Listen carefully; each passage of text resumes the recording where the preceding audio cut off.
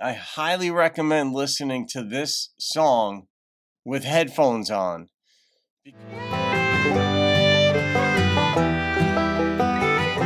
Howdy, folks. Welcome to the channel, Rockin' the Country. I'm Don, where I react to non-pop country music. And Ken Mellons, I'm Almost Me Again. I've done a couple of Ken songs, and as I recall, I liked them.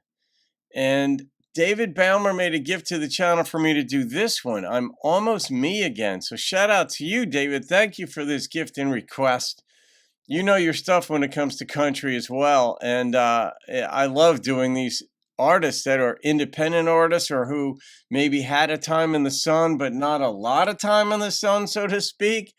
And we're keeping traditional country music alive here. And you guys are a big part of that. This is a collaborative effort between you and me. I share my comments on them. I learn, I hear from them. Of course, give my comments on life and music and whatever else springs to mind. Oh, yeah, including Randall Fryer, who sent me this hat, the Tootsie's hat. A week or two ago, I got it and did an unboxing. So, Randall, special shout out to you as I wear the hat you sent me.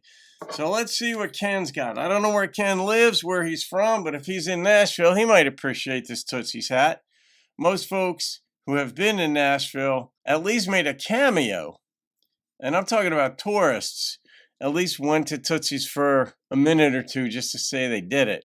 I ate on the rooftop and I probably had a drink of something up there just to say I did that too. All right, I'm Almost Me Again. And there's only one way this can really go, and it's going to be either poignant or sad. I can't see it being a twist where it turns out to be funny or up-tempo. I don't know, but songwriters can do that. Let's see what he's got for us here.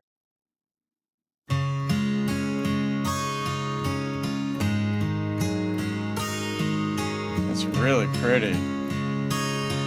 Almost lullaby-ish.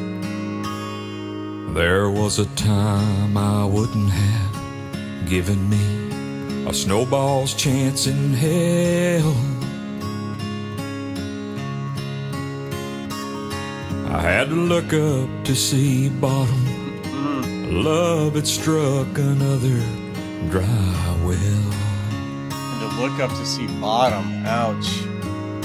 Then one morning, looking in the mirror, something clicked inside. It's me, oh Lord. I swore right there and then somehow I'd get out of this love alive. Oh. I'm almost me again. Okay. Piece by piece I'm picking up the dreams you're giving up, left scattered in the wind. Ooh, that's fascinating. That he brought in a female backing for this, almost like duetting, but at this moment, because he's alone. He's in this relationship, but it's almost like she's complicit. Not complicit, that's not the right word, but she's in it with him to get out of it alive. Maybe she is. Maybe she's the one leaving and she still wants good things for him. But fascinating that was when they brought in the backing, female backing. I'm a little more than halfway to all the way over the love you left me in. I'm getting close. I'm almost a great lyric. Me again. Yeah, it takes a while, man. I Girl, know it. you left me on my knees, but I hear that's where God is at his best. Another good line.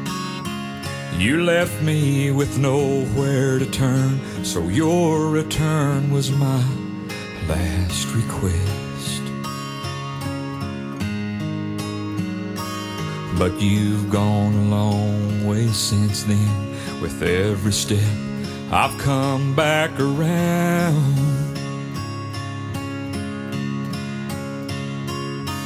You thought you could, you swore you would, but you just couldn't keep a good man down.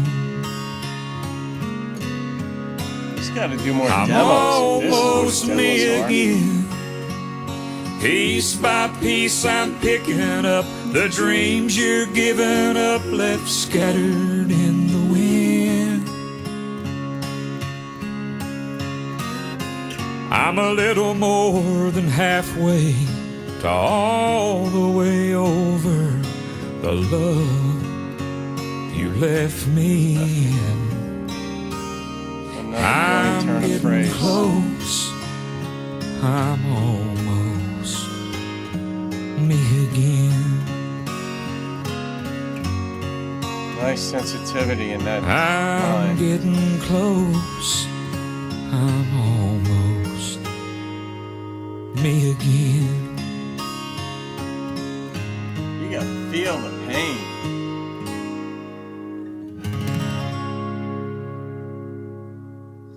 Yeah, if he wrote that, and I'm assuming he did, some people just have another gear when it comes to succinct language that captures emotion and vignettes reality at the same time.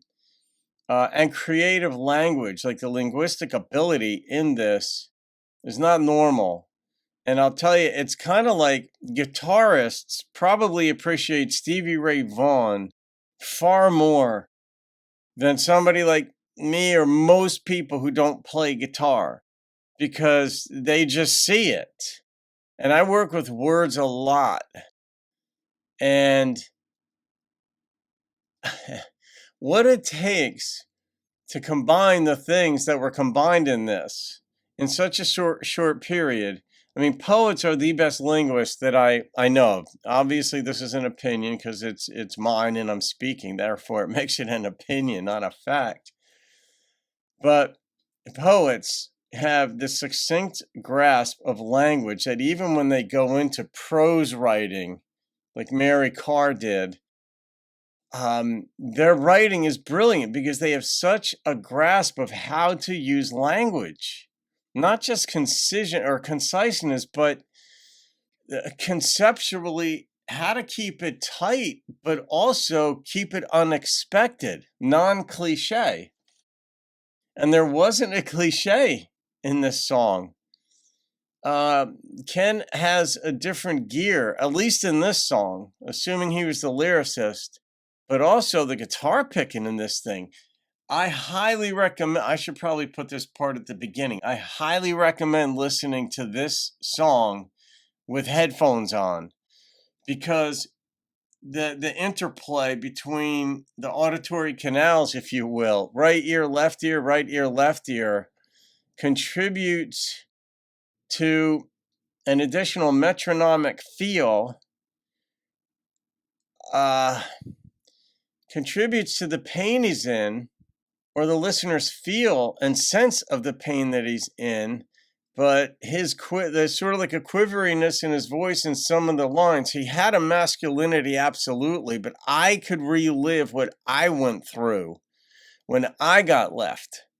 And some of the things he said in here were some of the things that my ex said, not entirely, but I could superimpose my life or insert or inject my life, certain vignettes of it, into the song and feel it along with that guitar playing and or picking, or however you describe the type of guitar work that he was doing here, and feel it, think it, see it, taste it. I mean, it's a song like this gives you that feel, if you're living it again, of like 500% humidity, where you go out and you can't breathe, but you can see the air. And you're like, goodness gracious. So, David, you are on a tear with these songs that are just blowing me up in a good way. I love it. I don't care if I'm feeling the depth of sadness. I like being taken on that ride by another human being or human beings who just know how to do it. And Ken in this song knew how to do it. Simple was way more.